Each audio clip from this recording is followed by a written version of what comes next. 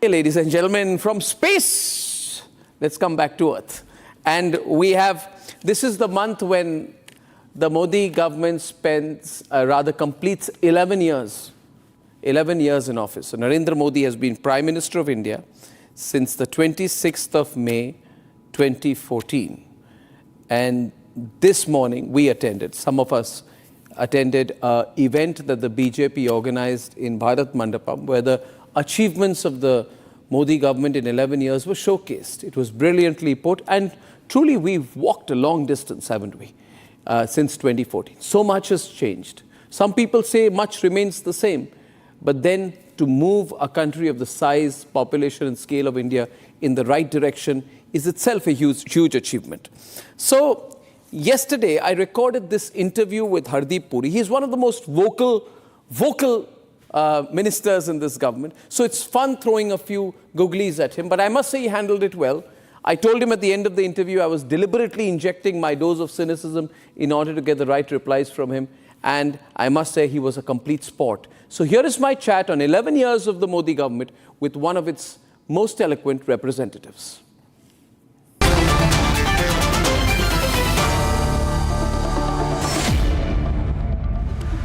And with me this evening is Hardeep Singh Puri, one of the very critical ministers for petroleum and natural gas. But more than that, I would say one of the most effective spokespersons for the Modi government. He's had a long innings. It's a second innings in the government for him. Mr. Puri, pleasure to have you. Congratulations on 11 years of the Modi government. Good time to take stock, you think, of where we are going? Thank you very much, Arnab. Thank you for having me on your show. Yes, I think 11 years is a good period and a good time for stock taking. Absolutely. Mr. Puri, the situation, wouldn't you agree, is far more complex globally, which has a direct effect on what you do, direct effect on your government. Things are very unpredictable today. Our trade talks with America have not closed. We have very tough negotiations going on. Geopolitically, there is greater pressure. The world is different today from where it was exactly a year back. What impact does this have on the way the government looks at things and the way you look at things? Well, I think the first task in stock taking at the point of completion of 11 years is to look at what we have been able to achieve domestically. And I think the figures are mind-boggling. The GDP has increased from 2 trillion to 4.3 trillion. You've succeeded in lifting 279 million people out of multidimensional poverty. And the other figures like, 40 million Pradhan Mantri Awas Yojana already built, another 30 million you will done. That's one side. But the fact of the matter is, you are part of the international scene as it is evolving. And for us, what happens in the outside world is important because 50% of our GDP, that is the value of goods and services imported, remittances, imported, exported, is in the external sector. So that is important. But I think my submission to you, Arnab, is that we are very well positioned to navigate through the international situation, even as it is evolving, sometimes in an unpredictable manner. I think we have the internal strength and we have pretty resolute and decisive leadership which can navigate through this uncertainty. But you do agree that things are uncertain, especially because of America's uncertain position vis-a-vis India. They haven't truly been on our side. Geopolitically also, you're a diplomat, They've tried to play 50-50 between India and Pakistan, and that has an impact on the way trade negotiations happen. And then he's going around claiming that he's used trade to pressurize us. So Donald Trump has emerged far more unstable and unpredictable than he was expected to be. Well, that's your statement. As a minister of the government, I cannot be seen to be endorsing any statement of that kind, but you will appreciate that. I would say that every country negotiates in their own interest. And when it comes to trade negotiations in particular, we have to negotiate to our advantage. The very fact that we are having several rounds of discussions, I have no doubt that the ultimate trade negotiations, when they see a successful outcome, our interests will not only be preserved, but our interests will be furthered. So I would hold judgment on that. I mean, it's better not to comment on a negotiating process when it is underway. Also, I'm not fully aware of what is underway. Equally, insofar as the behavior of other countries is concerned, I mean, it's something that applies to all of us. I mean, we negotiate with state systems, and their state systems have elections, they throw up leadership periodically. As far as I am concerned, I have full confidence in the manner we will negotiate on issues of trade and other issues of economic interest to us. Right. Now, post-Operation Sindoor, we sent all-party delegations all around the world. Is this for internal optics, or are these really effective? I mean, is it more for internal optics to put politics? Wouldn't you, as a seasoned diplomat, have felt that this was a pure MEA, government exercise, rather than an exercise in involving all parties? How effective are all-party delegations really? Do people outside India care whether anyone's from Trinamool Congress or NCP? These are our internal matters. Would it not have been handled better with hardcore diplomats and government involved? No, first of all, I am not willing to subscribe to, although you know my affection for you, but I'm never willing to subscribe that politicians are any less hard-nosed than diplomats. But let me remind you, I remember there was a year in Geneva when the then government of the day sent Vajpayee ji to the Human Rights Commission when it came to a certain issue involving our Western neighbor. I think an all-party delegation which consists of members of the other political parties who go and put the case forward. So it's not just internal optics. I think it has a major impact on their interlocutors outside. Resident envoys will speak to politicians, they'll speak to think tanks, they'll speak to the government of the day. But an all-party delegation has an added advantage, and I think this delegation of 7 delegations comprising members of different opposition parties was both well conceived, and I think this whole exercise was well executed. So I'm all in favor of it. Do you think it would be good for India if US and Russia come to some understanding on Ukraine, or would it be bad for India in terms of purely your role in oil diplomacy? From an oil diplomacy and economic perspective, is it better they fix it, or better they leave it unresolved, because we can keep buying, cheap Russian oil the way we have been doing it in our national interest? We will continue to buy from wherever we can. We will continue to keep buying from wherever we can in our own national interest. But my take on these ongoing international conflicts is that they will all, sooner rather than later, see cessation of hostilities.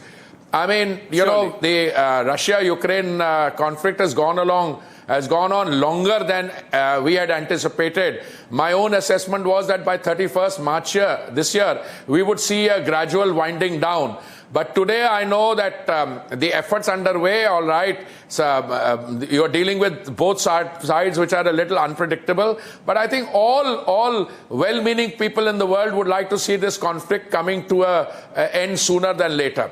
Insofar as oil diplomacy is concerned, look, we today have diversified our sources of supply. We used to buy from 27 countries. Today we are buying from 40 countries. There was a time when we bought hardly any oil from Russia, crude oil. In February 22, it was less than 0.2%. Today we're buying lots of oil. There was a time when we bought hardly any energy from the United States. Last year we bought 14 billion NIC imports. So there is more than enough oil available in the world. More of it is coming on stream from the Western hemisphere. I have no anxiety on that front. I think insofar as oil diplomacy is concerned, energy diplomacy is concerned, we will continue to effectively ensure availability, affordability and sustainability. You think the government after 11 years is much more a representative government of allies than it was at the end of 10 years? especially in the context of the politics we are seeing in Tamil Nadu. We saw a nice switch with the ADMK being brought in. Is this a more accommodative, less BJP-centric government than it was in UPA, in NDA 2? Look, the BJP has already always believed, has had a strong belief in the NDA alliance system. Now, which parties are in? I saw interviews by the Honorable Chief Minister Chandrababu Naidu ji yesterday. I'm seeing other stuff. I think the BJP is also equally accommodating, so whether it is Bihar or it is the southern states, etc. The NDA is here. I mean, the NDA is a very potent political platform, and whether it's a question of nuance, whether it's more BJP centered, no, I think we are providing space to our NDA allies equally. Now, your GDP numbers are being contradicted every time by saying the government should stop talking about GDP but talk about GDP per capita. So that's the narrative being thrown at you, that you'll be third largest economy in the world, but where will you stand on GDP per capita? They ran. No, you know, somebody who quoted this then quoted another economy which we've overtaken. And then somebody pointed out, but look, don't look at the per capita, look at the per capita debt also. Our per capita debt would be about $1,000 plus, and that other country's per capita debt was $70,000 per capita. So what would you rather have? The GDP will grow, and in that process, the per capita income will grow as along with the GDP. So I think anybody who wants to question the figures, please do your homework. Tell them to do their homework and then come. They bait a hasty retreat when somebody pointed out the per capita debt figure. Why aren't you, or rather the Election Commission, it's been 11 years of the Modi government, able to substantively stop Rahul Gandhi from spreading the lies about fixed elections? You know, this match-fixing charge, you may say it's not valid, but the fact is, legally or otherwise, you haven't been able to stop him from making the charge. You haven't explored a legal option on it. You've left it to the Election Commission, and I'm sure you'll agree that it has a very demoralizing impact on people. This kind of a charge being put on a regular basis saying match-fixed elections are a poison for democracy, etc., etc. Rahul, your question is a serious question. Sir, please don't call me Rahul. You can call me by any other name. You can call me by any other name. Please don't call me Rahul. No, I didn't call you Rahul. I said there's some communication. Okay, the question that Rahul has raised, and the question you have raised, Arnab, you have raised a question, why has the EC not been able to effectively dissuade Mr. Rahul Gandhi? Yeah. Part of that question has to be answered. It's a very serious question. It has to be answered by the Election Commission, whether they have other option. But I think the answer may lie in something else. You know Mr. Rahul Gandhi's personality. He's sui generis. He's one of a kind. Can he be stopped on anything? And many of the statements that he makes are self-destructive. You know, our problem is that sometimes he says outlandish things, and silently, while criticize him or contradict him, we are quite happy that he is making a royal fool of himself. Now, this whole business about caste census, we turned around and said when we have the census, the caste census will be very much a part of it. Now, then he talks about other things. Now, elections are fixed. How did the Congress party win elections? Did you succumb to their pressure on caste census? When he wins an election, did you succump to their pressure on caste census? Not at all. Not at all. No, not at all. You read the old statements, including by Amit Bhai, the Honorable Home Minister. We had said all along, we will do the caste census at the appropriate time. We don't need to respond to every statement that Uncle Rahul makes. I mean, it's a very different brand of one-of-a-kind shoot and scoot politics. He makes a statement and runs away from it. So I genuinely believe that Rahul Gandhi's resonance, to the extent that he has any, is because well-known and well-established anchors like you occasionally refer to him. if you were to stop referring to him, as you've stopped referring to Mr. Kejriwal, they will all be politicians on the past tense. Sir, okay, I take your point. I'm not getting into a debate on Rahul.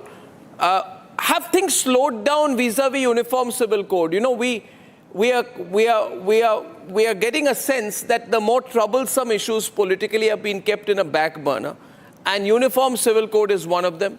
Then there is one nation, one poll.